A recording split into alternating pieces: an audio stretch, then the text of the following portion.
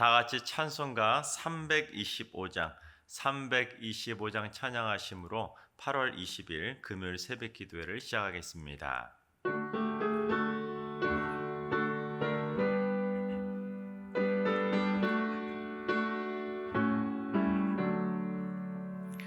예수가 함께 계시니 시험이 오나 겁없네. 기쁨의 근원 되시는 예수를 위해 삽시다. 날마다 주를 섬기며 언제나 주를 기리고 그 사랑 안에 살면서 딴 길로 가지 맙시다.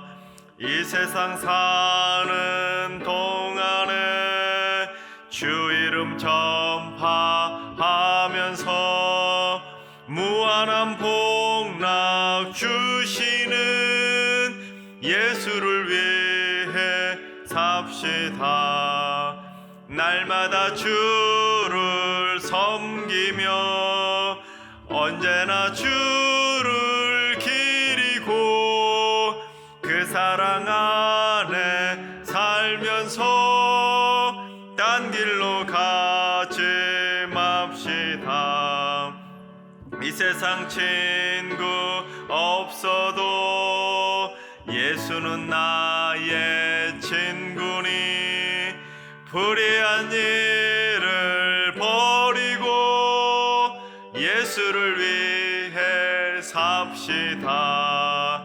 날마다 주를 섬기며 언제나 주를 기리고 그 사랑 안에 살면서 딴 길로 가지 맙시다. 주께서 심판하실 때 잘했다 칭찬하오리니 이러한 상급 받도록 예수를 위해 삽시다. 날마다 주를 섬기며 언제나 주를 기리고 그 사랑 안에 살면서 딴 길로 가지 맙시다. 아멘.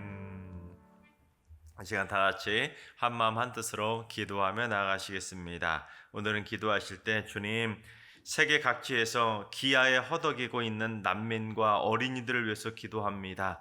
제대로 된 음식을 먹지 못하고 깨끗한 물마저 마시지 못하고 있습니다.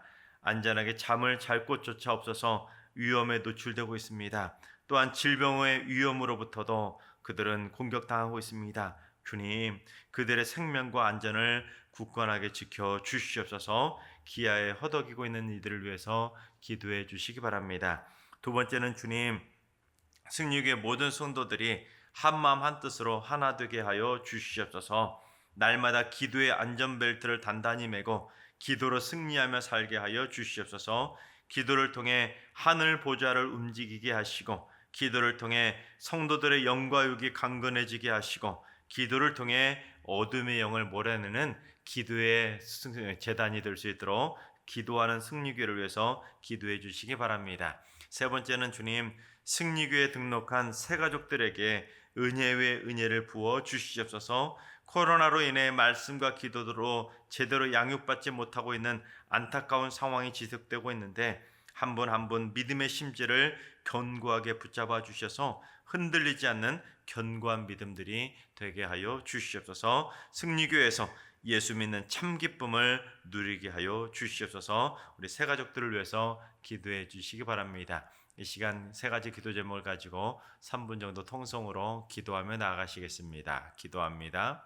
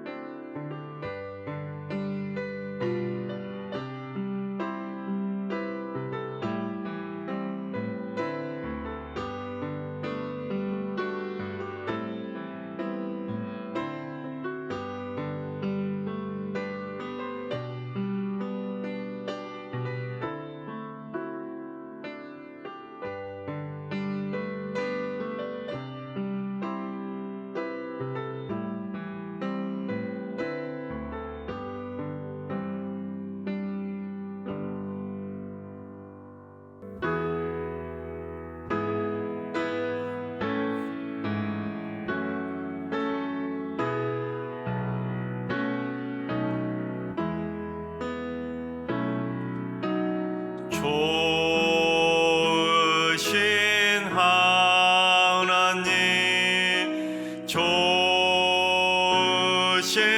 하나님 참 좋으신 나의 하나님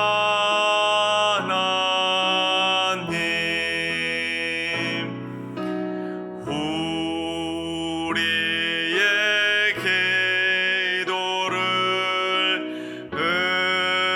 응답해 주시는 참 좋으신 나의 하나님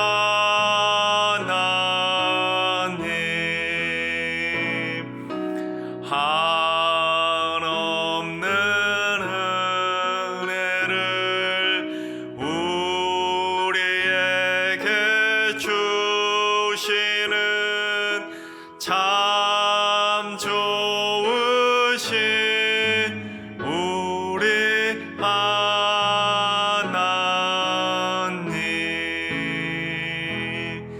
아멘. 할렐루야. 하나님께서 오늘 이 새벽에 주시는 말씀은 창세기 47장의 말씀입니다. 다 같이 창세기 47장의 말씀을 드라마 바이블로 봉독하겠습니다.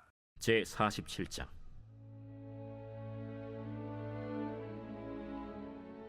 요셉이 바로에게 가서 고하여 이르되 내 아버지와 내 형들과 그들의 양과 소와 모든 소유가 가나안 땅에서 와서 고센 땅에 있나이다. 그의 형들 중 5명을 택하여 바로에게 보이니 바로가 요셉의 형들에게 묻되 너희 생업이 무엇이냐? 종들은 목자이온데 우리와 선조가 다 그러하니이다. 가나안 땅에 기근이 심하여 종들의 양떼를 칠 곳이 없기로 종들이 이곳에 거류하고자 왔사오니 원하건대 종들로 고센 땅에 살게 하소서. 내 아버지와 형들이 내게 왔은즉 애굽 땅이 내 앞에 있으니 땅의 좋은 곳에 내 아버지와 내 형들이 거주하게 하되 그들이 고센 땅에 거주하고 그들 중에 능력 있는 자가 있거든 그들로 내 가축을 관리하게 하라. 요셉이 자기 아버지 야곱을 인도하여 바로 앞에 서게 하니 야곱이 바로에게 축복하매 바로가 야곱에게 묻되 내 나이가 얼마냐? 내 나그네 길의 세월이 130년이니이다. 내 나이가 얼마 못 되니 우리 조상의 나그네 길에 연주에 미치지 못하나 험악한 세월을 보내었나이다. 야곱이 바로에게 축복하고 그 앞에서 나오니라. 요셉이 바로의 명령대로 그의 아버지와 그의 형들에게 거주할 곳을 주되 애굽의 좋은 땅 라암셋을 그들에게 주어 소유로 삼게 하고 또 그의 아버지와 그의 형들과 그의 아버지의 온 집에 그 식구를 따라 먹을 것을 주어 봉양하였더라. 기근이 더욱 심하여 사방에 먹을 것이 없고 애굽 땅과 가나안 땅이 기근으로 황폐하니 요셉이 곡식을 팔아 애굽 땅과 가나안 땅에 있는 돈을 모두 거두어들이고 그 돈을 바로의 궁으로 가져가니 애굽 땅과 가나안 땅에 돈이 떨어진지라. 애굽 백성이 다 요셉에게 와서 이르되 돈이 떨어졌사오니 우리에게 먹을 거리를 주소서. 어찌 주 앞에서 죽으리까? 너희의 가축을 내라. 돈이 떨어졌은즉 내가 너희의 가축과 바꾸어 주리라. 그들이 그들의 가축을 요셉에게 끌어오는지라. 요셉이 그 말과 양떼와 소떼와 나귀를 받고 그들에게 먹을 것을 주되 곧 그 모든 가축과 바꾸어서 그 해 동안에 먹을 것을 그들에게 주니라. 그 해가 다 가고 새 해가 되매 무리가 요셉에게 와서 그에게 말하되 우리가 주께 숨기지 아니하나이다. 우리의 돈이 다하였고 우리의 가축대가 주께로 돌아갔사오니 주께 낼 것이 아무것도 남지 아니하고 우리의 몸과 토지뿐이라. 우리가 어찌 우리의 토지와 함께 주의 목전에 죽으리이까? 우리 몸과 우리 토지를 먹을 것을 주고 사소서. 우리가 토지와 함께 바로의 종이 되리니 우리에게 종자를 주시면 우리가 살고 죽지 아니하며 토지도 황폐하게 되지 아니하리이다. 그러므로 요셉이 애굽의 모든 토지를 다 사서 바로에게 바치니 애굽의 모든 사람들이 기근에 시달려 각기 토지를 팔았습니다. 땅이 바로의 소유가 되니라. 요셉이 애굽 땅 이 끝에서 저 끝까지의 백성을 성읍들에 옮겼으나 제사장들의 토지는 사지 아니하였으니 제사장들은 바로에게서 녹을 받음이라. 바로가 주는 녹을 먹음으로 그들이 토지를 팔지 않음이었더라. 요셉이 백성에게 이르되 오늘 내가 바로를 위하여 너희 몸과 너희 토지를 샀노라. 여기 종자가 있으니 너희는 그 땅의 뿌리라. 추수의 5분의 1을 바로에게 상납하고 5분의 4는 너희가 가져서 토지의 종자로도 삼고 너희의 양식으로도 삼고 너희 가족과 어린아이의 양식으로도 삼으라. 주께서 우리를 살리셨사오니 우리가 주께 은혜를 입고 바로의 종이 되겠나이다. 요셉이 애굽 토지법을 세우매 그 5분의 1이 바로에게 상납되나 제사장의 토지는 바로의 소유가 되지 아니하여 오늘날까지 이르니라. 이스라엘 족속이 애굽 고센 땅에 거주하며 거기서 생업을 얻어 생육하고 번성하였더라. 야곱이 애굽 땅에 17년을 거주하였으니 그의 나이가 147세라. 이스라엘이 죽을 날이 가까우매 그의 아들 요셉을 불러 이제 내가 내게 은혜를 입었거든. 청하노니 내 손을 내 허벅지 아래에 넣고 인애와 성실함으로 내게 행하여 애굽에 나를 장사하지 아니하도록 하라. 내가 조상들과 함께 눕거든. 너는 나를 애굽에서 메어다가 조상의 묘지에 장사하라. 내가 아버지의 말씀대로 행하리이다. 내게 맹세하라. 그가 맹세하니 이스라엘이 침상머리에서 하나님께 경배하니라. 할렐루야. 하나님께서 오늘도 새날을 선물로 주셨습니다. 오늘 주어진 이 새날을 하나님과 동행하며 믿음으로 담대하게 승리하게 되시기를 주님의 이름으로 축원합니다. 야곱은 이제 하나님의 최종 결제를 받은 다음에 애굽으로 떠나도 된다. 그 결제를 받은 다음에 온 가족을 데리고 요셉이 총리로 있는 애굽 땅에 도착하게 됩니다. 그리고 어디에 머물게 되냐면 고센 땅에 머물게 됩니다. 그러자 요셉은 이러한 사실들을 애굽 왕 바로에게 그대로 다 보고를 하게 되는데, 여러분 요셉이 바로에게 보고를 할 때 얼마나 신이 나서 보고를 했겠습니까? 저희 아버지도 오시고요, 저희 가족들도 다 오셨고 저희 모든 식구들이 다 애굽 땅에 도착할 수 있었습니다 하면서 고맙다고 애굽 왕 바로에게 그렇게 잘 보고를 하지 않았겠습니까? 그리고는 요셉이 그 다음에 어떤 행동을 했는지 우리 2절 말씀을 봉독해 보겠습니다. 그의 형들 중 5명을 택하여 바로에게 보이니. 여러분 요셉의 형이 몇 명 있었습니까? 10명 있었습니다. 그런데 요셉이 특별히 형들 10명 중에서 5명을 택해서 바로에게 보였다는 것입니다. 이것은 무언가 생각이 있었다 또는 의도가 있었다라고 말할 수 있는데, 왜냐하면 애굽 사람들에게 숫자 5라는 숫자가 완전수이기 때문입니다. 여러분 피라미드 아시죠? 피라미드이 꼭지점이 몇 개입니까? 맨 밑에 밑변에 꼭지점이 4개이고 위에 꼭대기에 있는 그 꼭지점까지 합하면 총 5개입니다. 그래서 애굽인들에게 숫자 5라는 것은 완전수이자 행운의 숫자처럼 애굽 사람들이 좋아하던 숫자가 바로 숫자 5입니다. 그러니 요셉은 자신의 형들을 애굽 왕 바로에게 처음으로 대면을 시킬 때 첫인상을 그렇게 잘 보이기 위해서 5명만 선별해서 애굽 왕 바로에게 보여주었다, 그렇게 말할 수가 있습니다. 무언가 나쁜 속셈이 있어서 의도성을 가지고 불순한 의도를 가지고 5명만 보여주었다기보다는 자신의 형들을 소개시켜 줄 때 이왕이면 좀 좋은 인상을 심어주고 싶어서 형들 중에서 5명만 뽑아서 애굽 왕 바로에게 보여주었던 것입니다. 그러자 애굽 왕 바로가 그 형들에게 무엇을 물었냐면 너희들의 생업이 무엇이냐고, 생업, 요즘 말로 말하면 직업이 무엇이냐고 물어보았던 것입니다.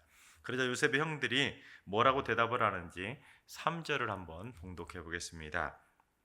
바로가 요셉의 형들에게 묻되 너희 생업이 무엇이냐? 그들이 바로에게 대답하되 종들은 목자이온데 우리와 선조가 다 그러하니이다 하고.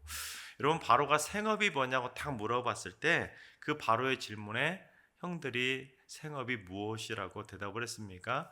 목자라고 대답을 했다는 것입니다. 그것도 우리 선조로부터 쭉 이어져 온 그야말로 가문과 같은 생업, 가문과 같은 직업, 그것이 바로 목자라고 말을 했다는 것입니다. 근데 요셉의 형들이 그처럼 자신들의 생업을 목자라고 밝힌 것은 지극히 정직한 행동이었습니다. 왜냐하면 애굽 사람들은 그 목자, 목축업을 매우 경멸하듯이 멸시했기 때문입니다. 여러분, 예나 지금이나 사람들은 직업에 대해서 귀천을 따지기를 좋아합니다. 그래서 우리나라도 예전에 백정이라는 직업을 참으로 천대시하고 무시하지 않았었습니까? 마찬가지로 애굽 사람들이 특별히 직업 가운데 천시 여겼던 직업, 그것이 바로 목자였습니다. 그래서 인간적인 생각으로는 요셉의 형들이 자신들의 생업을 목자라고 밝히기보다는 거짓말로 둘러댈 수도 있었습니다. 왜냐하면 요셉의 형들의 할아버지 아브라함이 애굽 왕 바로에게 자신의 아내 사라를 누이라고 속였던 일이 있지 않았습니까? 그러니 그 할아버지의 그 손자들이니, 그러니 당연히 어때요? 자신들의 생업을 똑같이 할아버지였던 아브라함처럼 그렇게 속일 수도 있었던 것입니다. 또한 요셉이 지금 애굽의 총리로 있었기 때문에 이 요셉의 힘과 권력을 가지고 요셉의 형들이 한 자리를 다 차지할 수도 있었을 것입니다. 요셉의 형들에게 더 편하고 더 좋은 생업을 줄 수도 있지 않았겠습니까?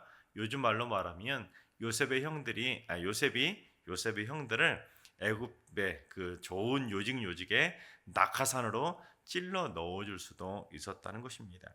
게다가 그들이 누구입니까? 요셉, 즉 애굽의 총리의 형들 아니겠습니까? 그렇다면 애굽 왕 바로가 직접 요셉의 형들을 좋은 보직을, 좋은 직업을 선물로 주었을 수도 있었습니다. 왜냐하면 요셉 때문에 지금 7년 흉년을 잘 버텨나가고 있지 않았겠습니까? 나라를 정말로 잘 기반을 다지고 7년 흉년의 기간 동안 어마어마한 돈을 벌을 수 있도록 그렇게 해준 게 바로 요셉이었기 때문에 요셉의 형들에게 애굽 왕 바로가 충분히 좋은 직업을 줄 수도 있었습니다. 하지만 요셉의 형들은 자신들의 생업을 부끄러워하지 아니하고 자신들의 생업이 조상 대대로 물려내려온 가문의 그러한 그 가업과 같은 직업이 바로 목자라는 것을 당당하게 밝혔다는 것입니다. 부끄러워하지 않았다는 거예요.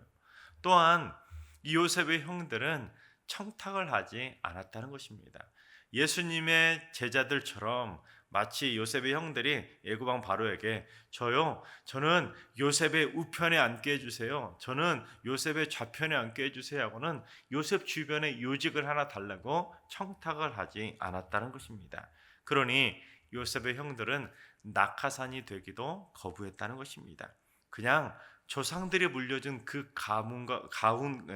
직업과 같은 그 목자를 계속해서 하겠다라는 것을 밝히고 있었던 것입니다. 그러면서 요셉의 형들은 바로에게 한 가지를 부탁을 하는 것을 보게 되는데, 어떠한 부탁을 했는지 우리 4절 말씀을 봉독해 보겠습니다. 그들이 또 바로에게 고하되 가나안 땅에 기근이 심하여 종들의 양떼를 칠 곳이 없기로 종들이 이곳에 거류하고자 왔사오니 원하건대 종들로 고센 땅에 살게 하소서.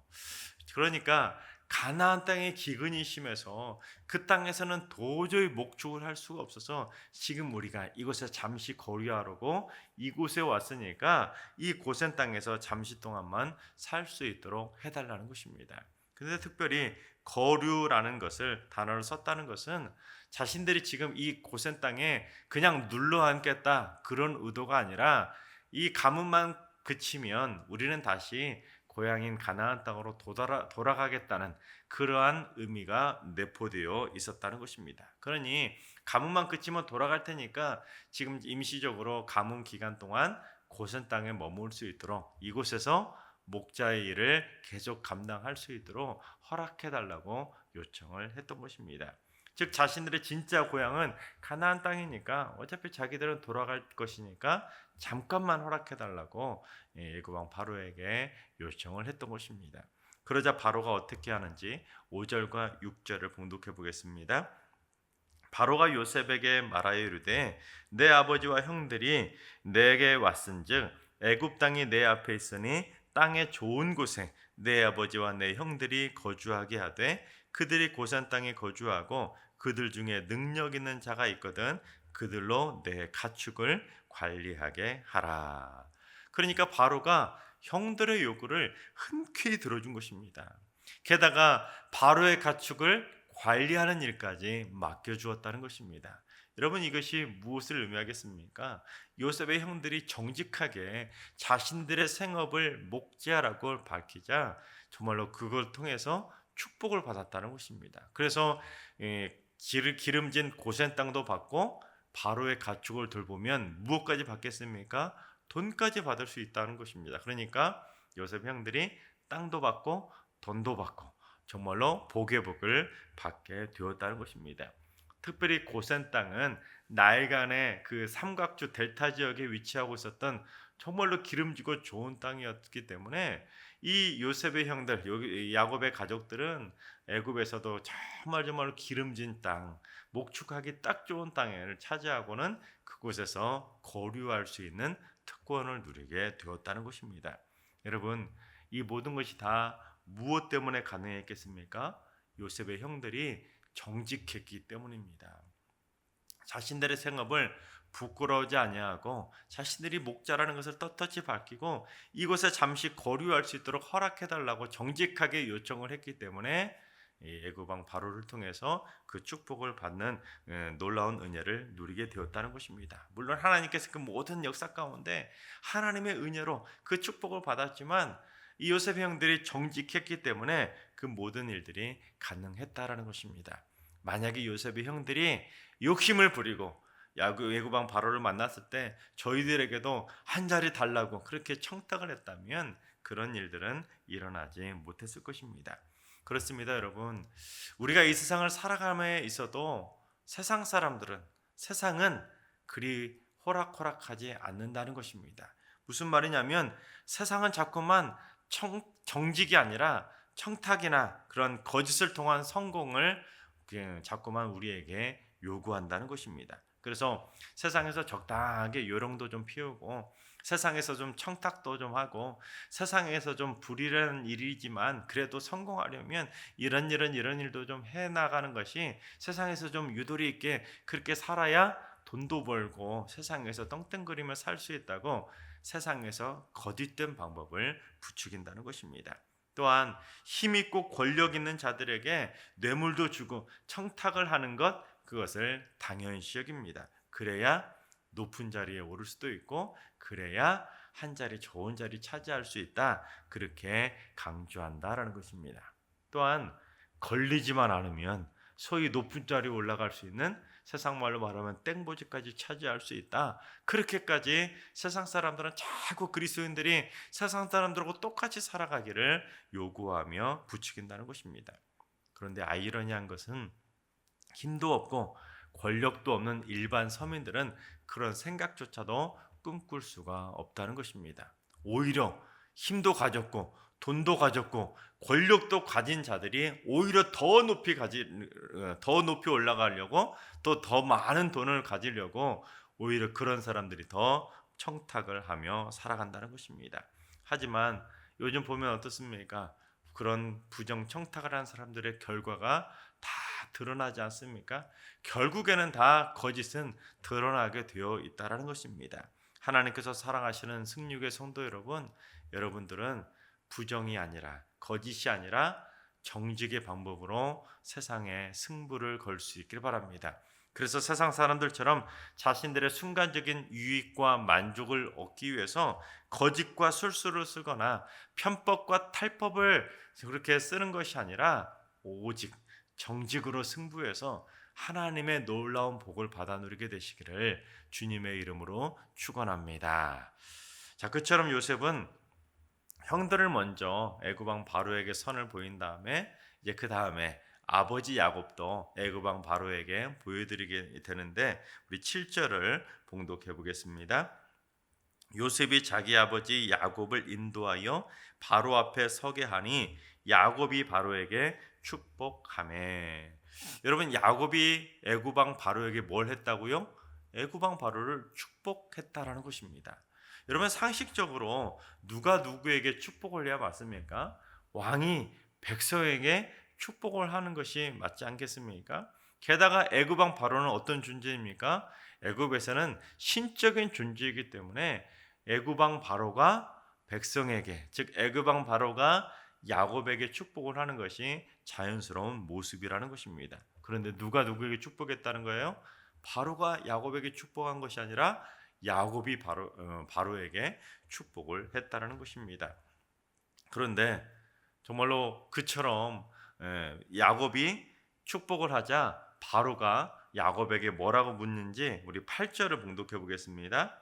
바로가 야곱에게 묻되 내 나이가 얼마냐? 여러분, 분명히 야곱이 바로에게 축복을 했는데 갑자기 생뚱맞게 나이를 물어봤다는 것입니다. 여러분, 바로가 나이를 갑자기 물어본 이유가 무엇이겠습니까? 1차적으로는 이 요셉의 아버지인 야곱이 연세가 얼마나 드셨는지 그걸 정중하게 묻기 위해서 그렇게 나이를 물었을 수도 있겠지만, 실질적으로는 속마음으로는 내가 뭔데 감히 나한테, 왕인 나한테 축복을 해? 하고 뭔가 마음속에 불편한 기색이, 당황스러운 기색이 있었기에 이 애굽 왕 바로가 야곱의 나이를 물어봤다라고 말할 수가 있을 것입니다.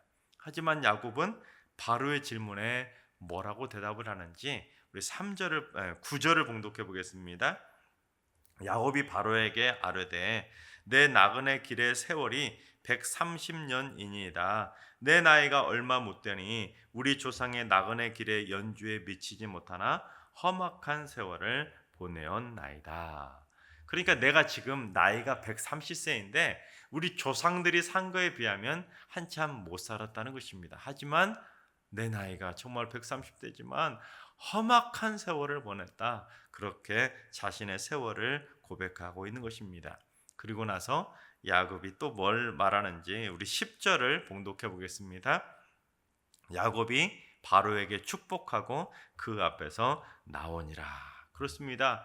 야곱이 또다시 바로 왕을 축복하고는 그리고는 그 자리에 나와버렸다는 것입니다. 여러분, 여러분이 바로 왕이라고 한다면 그 상황이 어떻게 생각해도 되겠습니까? 머나먼 가나안 땅, 조그만 땅에서 온 사람이 자기를 축복하고는 그냥 두 번 축복하고 나가버렸다고 생각해 보십시오. 좀 당황스럽지 않겠습니까? 하지만 야곱의 입장에서는 그 모습이 진정한 하나님의 사람의 모습이었다는 것입니다. 야곱은 축복의 근원은 하나님이라는 사실을 분명히 알았다는 것입니다. 당시 애굽 땅에서는 하나님의 축복을 하는 것이 아니라 애굽 왕 바로가 신적인 존재이기 때문에 애굽 왕 바로가 백성들을 축복한다, 그것이 머릿속에 각인이 되어 있었지만 야곱은 바로가 축복하는 것이 아니다, 인간이 축복을 하는 것이 아니다, 축복의 근원이 되시는 분, 복의 근원 되시는 분은 오직 하나님이라는 사실을 믿음으로 확신했기 때문에 야곱은 오히려 바로 왕에게 축복을 건네고 있었다는 것입니다. 그러니 야곱은 복의 근원 되신 하나님을 믿고 있었기 때문에 애굽 왕 바로 앞에서도 절대 꿀리지 않고 기죽지 않았다는 것입니다. 그렇습니다. 내 인생의 복의 근원 되시는 하나님을 믿음으로 말미암아 야곱은 정직으로 승부하는 그 믿음의 아들들을 잘 키워갈 수 있었다는 것입니다. 그렇습니다. 하나님께서 사랑하신 여러분 이 세상에 살아가는 동안 세상 사람들처럼 거짓으로 승부하려 하지 마시고 정직으로 승부하며 살아갈 수 있길 바랍니다. 또한 야곱처럼 복의 근원은 오직 하나님이라는 사실을 믿음으로 확신함으로 말미암아 세상에 아무리 힘과 권력과 많은 것들을 가진 자들이 있다 할지라도 그들 앞에서 절대로 기죽지 말고 오히려 당당하게 하나님의 이름으로 그들을 축복할 수 있는 멋진 믿음의 백성들이 다 될 수 있길 바랍니다. 그래서 하나님의 은혜로 날마다 믿음의 길을 힘차게 걸어가게 되시기를 주님의 이름으로 축원합니다. 기도하겠습니다. 만복의 근원 되시는 하나님, 승리교회 성도들의 인생길이 정직의 길이 되게 하여 주시옵소서. 거짓과 술수, 편법과 탈법을 통해서 성공하려 하지 않게 하시고 부정청탁을 통해 한 자리를 꿰차려는 불의한 생각도 접게 하여 주시옵소서. 오직 하나님께서 만복의 근원 되심을 믿고 하나님의 백성답게 정직으로 승부하고 공의와 정의로 살아가게 하여 주시옵소서. 그래서 하나님께서 승리교회 성도들의 삶 속에 복의 복을 쏟아부어 주시고 정직이 승리한다는 것을 만인에게 드러내는 삶이 되게 하여 주시옵소서. 이제는 우리 주 예수 그리스도의 은혜와 하나님 아버지의 만극하신 사랑하심과 성령님의 충만하신 역사하심과 교통하심이 복의 근원 되시는 하나님을 의지하고 정직으로 승부하기로 다짐하는 모든 성도들과 가정과 일터와 승리교회와 이 나라와 이 민족 위에 이제로부터 영원까지 항상 함께 하시기를 간절히 축원하옵나이다. 아멘. 이제 주신 말씀과 개인 기도 제목을 가지고 충분히 기도하며 나아가시겠습니다. 오늘은 기도하실 때 주님, 승리교회 성도들이 정직이 몸에 밴 성도들이 되게 하여 주옵소서.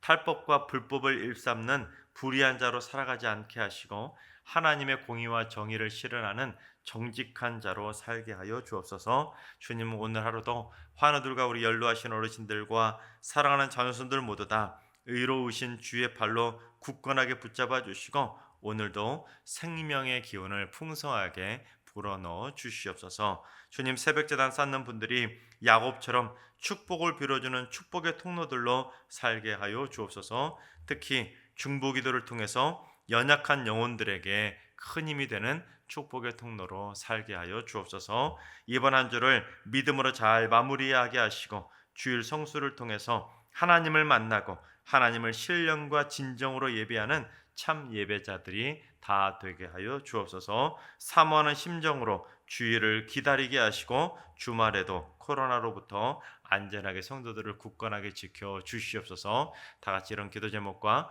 여러분이 가지고 계신 기도 제목을 가지고 충분히 기도하며 나아가시겠습니다. 기도합니다.